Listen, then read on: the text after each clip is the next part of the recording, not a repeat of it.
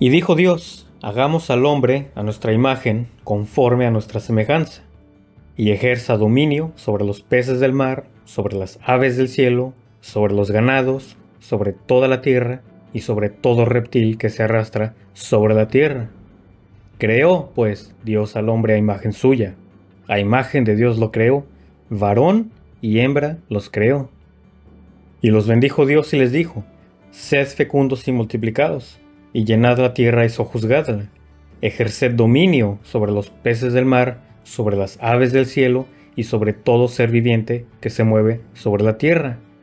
Y dijo Dios: he aquí, yo os he dado toda planta que da semilla que haya en la superficie de toda la tierra, y todo árbol que tiene fruto que da semilla. Esto os servirá de alimento. Y a toda bestia de la tierra, a toda ave de los cielos, y a todo lo que se mueve sobre la tierra y que tiene vida, les he dado toda planta verde para alimento. Y fue así. Y vio Dios todo lo que había hecho, y he aquí que era bueno en gran manera. Y fue la tarde, y fue la mañana, el sexto día. En el relato de la creación, el papel de la humanidad va más allá de la mera reproducción y el llenar la tierra, como se ve con los peces, las aves y los animales. Los seres humanos están dotados de funciones que se extienden a su relación con otras criaturas, su papel en gobernar sobre la creación, su reflejo de la imagen de Dios y su designación como hombre y mujer. La imagen de Dios, en particular, se destaca como el aspecto más significativo, resaltando el papel único de la humanidad como representantes de Dios en la tierra. Esta delegación de un papel semejante, enfatizo eso, semejante o parecido, no igual, al de un Dios, enfatiza la posición elevada y la responsabilidad de la humanidad dentro del orden creado. En contraste con la visión teocéntrica predominante donde la creación sirve a los dioses, Génesis presenta una perspectiva antropocéntrica. Aquí, la humanidad es retratada como la cúspide de la creación, con la creación existiendo para el beneficio de la humanidad en lugar de para los dioses, o Dios. Esto marca una desviación significativa de otras cosmologías antiguas, donde los humanos son creados para servir a los dioses, satisfaciendo sus necesidades. En Génesis, los humanos son representados como la imagen de Dios para el resto de la creación, simbolizando un cambio desde el reino divino, a través de la humanidad, hacia el mundo que los rodea. Esto contrasta con el enfoque en otras culturas antiguas, donde el papel de los humanos es llevar toda la creación hacia los dioses. En Génesis, los humanos actúan como embajadores de Dios ante el orden creado, enfatizando su papel único y elevado dentro del cosmos. Al examinar los materiales o ingredientes para los orígenes humanos, Génesis 1 no proporciona detalles explícitos. Sin embargo, Génesis 2 parece ofrecer tal descripción, estableciendo paralelismos con otros textos antiguos del Cercano Oriente. En varios relatos antiguos del Cercano Oriente, los humanos son representados como creados a partir de diferentes materiales, incluyendo lágrimas o sangre de una deidad, y, más comúnmente, la arcilla. Estos materiales se presentan como simbólicos y arquetípicos en lugar de literales, reflejando el marco conceptual cultural compartido. Si bien los textos antiguos suelen describir la creación de la humanidad en términos generales, Génesis se enfoca de manera única en individuos, Adán y Eva. A pesar de esta diferencia, la referencia a los materiales en Génesis 2 conserva un significado simbólico, sugiriendo una comunidad de orígenes humanos entre las culturas del antiguo Cercano Oriente. Estos materiales sirven como arquetipos, representando la esencia de la humanidad en su conjunto en lugar de prototipos individuales. Así, el uso de arcilla o sangre divina en los mitos de creación subraya la comprensión cultural compartida de los orígenes humanos en el antiguo Cercano Oriente. La comprensión arquetípica de los orígenes humanos en Génesis 2 se extiende tanto a Adán como a Eva. Adán, formado del polvo de la tierra, simboliza la mortalidad y el destino compartido por toda la humanidad, como se indica en Génesis 3:19. Esta caracterización no pretende transmitir una composición química literal, sino más bien es un comentario funcional sobre la existencia humana. De manera similar, la creación de Eva a partir del costado de Adán lleva un significado arquetípico, enfatizando la unidad y la interconexión del hombre y la mujer. Este simbolismo se subraya por la explicación del texto en Génesis 2:24, destacando la relación fundamental entre esposo y esposa, aplicable a toda la humanidad, reflejando temas más amplios de relaciones humanas e identidad que el mero origen físico. Más allá de Génesis, Adán y Eva son tratados de manera arquetípica en el Antiguo Testamento con menciones muy limitadas y continúan sirviendo como figuras simbólicas en el Nuevo Testamento. Por lo tanto, sus narrativas de creación transmiten verdades atemporales sobre la naturaleza humana y las relaciones en lugar de descripciones literales de orígenes materiales. Noten aquí que aunque se les asigna una función arquetípica, esto no descarta su realidad histórica o biológica como individuos. Por ejemplo, a Jesús se le compara como arquetipo de Adán y Abraham funciona como arquetipo de los creyentes en la fe. Así como sabemos que tanto Abraham y Jesús eran seres humanos históricos a pesar de su función asignada arquetípica, también sabemos que Adán y Eva eran personas reales. Sin embargo, aquí el autor en Génesis 2 les asigna una función arquetípica, así como Pablo se la asignó a Jesús. La narrativa subraya la interconexión de la humanidad con la tierra, entre sí y con Dios. Estas conexiones no se limitan a los primeros individuos, sino que son representativas de toda la humanidad. La narrativa retrata a la humanidad como surgida de la tierra, simbolizando nuestra conexión inherente con la tierra. De manera similar, la creación de la mujer a partir del costado del hombre significa la unidad fundamental entre el hombre y la mujer, aplicable a toda la humanidad. Además, tanto el hombre como la mujer son retratados como portadores de la imagen de Dios, otorgándoles el privilegio de la procreación, la responsabilidad de administración y un estatus sagrado dentro del orden creado. Estos roles y conexiones no son exclusivos de los primeros individuos, sino que están destinados a aplicarse universalmente a todos los seres humanos. Por lo tanto, el relato de la creación en Génesis proporciona un marco para comprender la identidad humana y la conectividad con el mundo que nos rodea, enfatizando nuestros orígenes compartidos y nuestras responsabilidades como mayordomos de la creación. En el sexto día de la creación, la narrativa profundiza en los roles asignados a la humanidad en el mundo ordenado preparado para ellos. Esta sección emplea tanto el verbo asá en hebreo, Génesis 1:26, como vará, usado 3 veces en Génesis 1:27, destacando un enfoque en las funciones, siendo la más significativa la imagen de Dios. Si bien varias capacidades, como la autoconciencia y la conciencia de Dios, a menudo se asocian con la imagen de Dios, ellas por sí solas no la definen.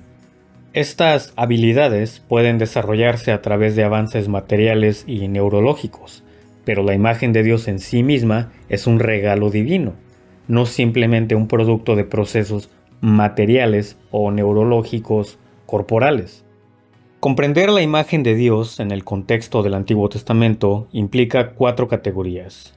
Número 1, pertenece al papel y la función otorgada a la humanidad, como se ve en los mandatos de someter y gobernar en Génesis 1:28.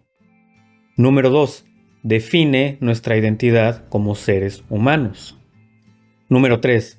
Significa nuestro papel como sustitutos que representan la presencia de Dios en el mundo, similar a como los reyes asirios colocaban imágenes de sí mismos en las ciudades conquistadas para indicar su presencia continua. Y número 4. Refleja la relación prevista entre Dios y la humanidad. Por lo tanto, la imagen de Dios abarca no solo nuestros roles y funciones, sino también nuestra identidad, representación de la presencia de Dios y el aspecto relacional de nuestra conexión con lo divino. Estos 4 aspectos de la imagen de Dios se extienden no solo a cada individuo, sino también a toda la raza humana. Es crucial afirmar que todas las personas, independientemente de su edad, capacidad física, comportamiento moral, identidad étnica o género, todos ellos son portadores de la imagen de Dios. La dignidad que nos confiere esta imagen no es mayor en unos que en otros. Más bien, nos otorga a todos el estatus único de ser criaturas de Dios especialmente dotadas. Como administradores de la creación de Dios, tenemos la tarea de continuar la obra de orden y administración en el mundo, sirviendo como sus asistentes en el proceso continuo de poner orden en su creación.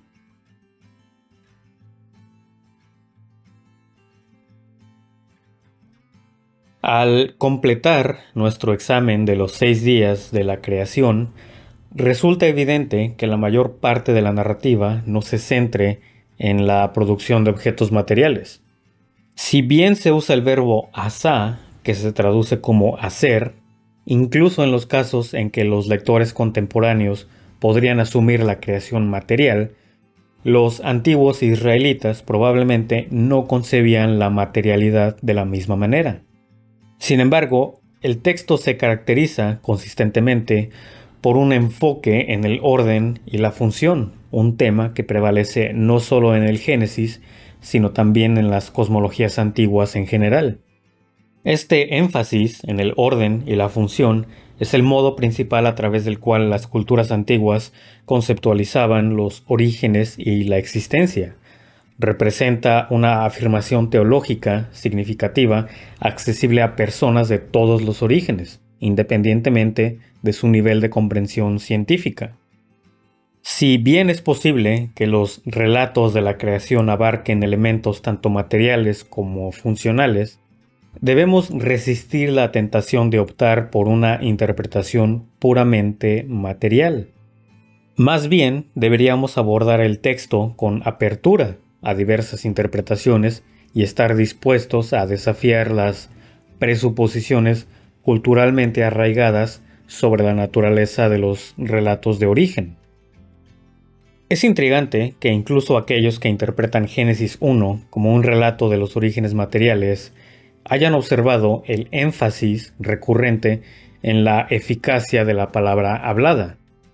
Algunos investigadores han realizado estudios comparativos de cosmologías antiguas y han llegado a la conclusión de que, aparte de un texto egipcio conocido como la teología menfita, la creación no suele representarse como llevada a cabo por la palabra hablada de una deidad.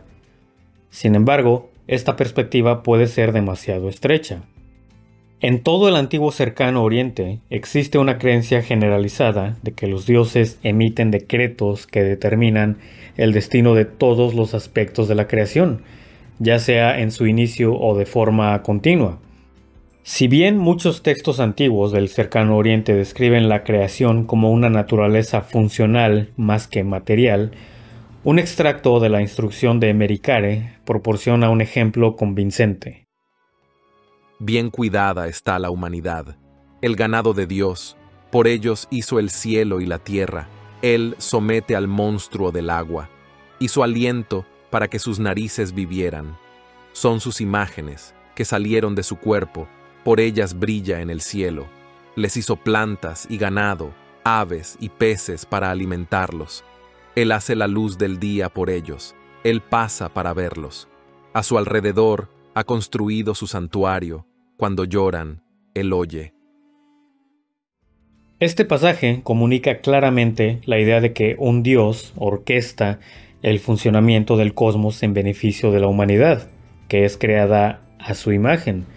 Sin embargo, este se desvía significativamente del Génesis, ya que, dice que la humanidad es el ganado del Dios.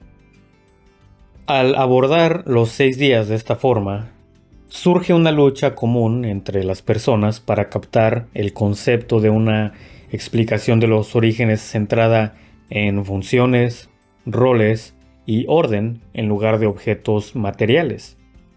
Cuando discutimos conceptos únicamente en abstracciones como funcional contra material, podemos sentir como si volviéramos a categorías modernas que tal vez no capturan completamente la esencia de las cosmologías antiguas. Por lo tanto, puede resultar útil proporcionar una analogía para ayudar a la comprensión. Considera el escenario en el que una familia necesita mudarse a una nueva ciudad. A medida que exploran varias residencias potenciales, diferentes miembros de la familia pueden evaluar la estructura física de la casa, examinando aspectos como el techo, los cimientos, los servicios públicos y el estado general. Al mismo tiempo, otros pueden estar evaluando cómo funcionará la casa como hogar. Podrían considerar los patrones de tráfico doméstico, el espacio interior y su diseño para la disposición de los muebles. Los niños pueden explorar con entusiasmo los dormitorios, imaginando cuáles serán los suyos. En esta analogía, algunos miembros de la familia se centran en la casa misma, mientras que otros se centran en la idea de que se convierta en un hogar. De manera similar, en las cosmologías antiguas, algunos aspectos de los relatos de la creación pueden enfatizar los aspectos funcionales, similar a planificar la funcionalidad de una casa, mientras que otros pueden enfatizar elementos materiales, similar a evaluar la estructura física de la casa. Ambas perspectivas contribuyen a una comprensión holística del cosmos, del mismo modo que ambas consideraciones sobre la estructura de una casa y su potencial como hogar son necesarias para una evaluación completa. De manera similar, podemos establecer paralelismos entre discutir los orígenes de una casa y los orígenes de un hogar. Cuando alguien visita tu casa, las preguntas generalmente giran en torno al lugar donde vives. No les interesan los detalles técnicos de las tuberías ni el estado del techo o del tejado. Generalmente no preguntan cuándo ni cómo se construyó la casa. En cambio, sienten más curiosidad por saber cuándo y cómo se convirtió en un hogar.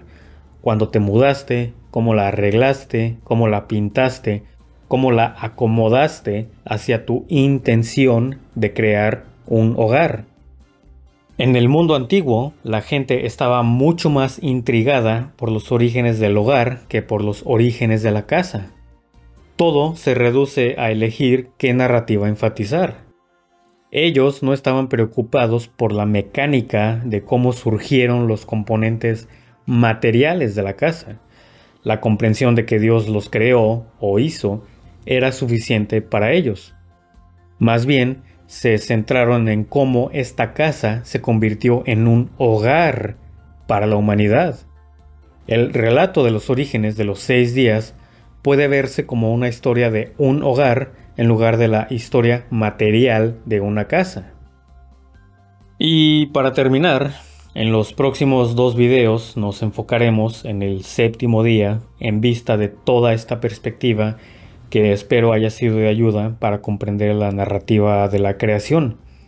En este 7º día espero convencerlos de cómo en este versículo, en veces mal interpretado o descuidado, e incluso pasado por alto en cuanto a la creación, y veremos cómo este versículo encapsula una teología mucho más profunda y más allá del mero descanso o reposo físico de trabajar. Y veremos cómo este día establece una visión totalmente diferente del cosmos. E incluso me adentraré un poco también en cómo la obra redentora de Jesucristo se vincula a este día.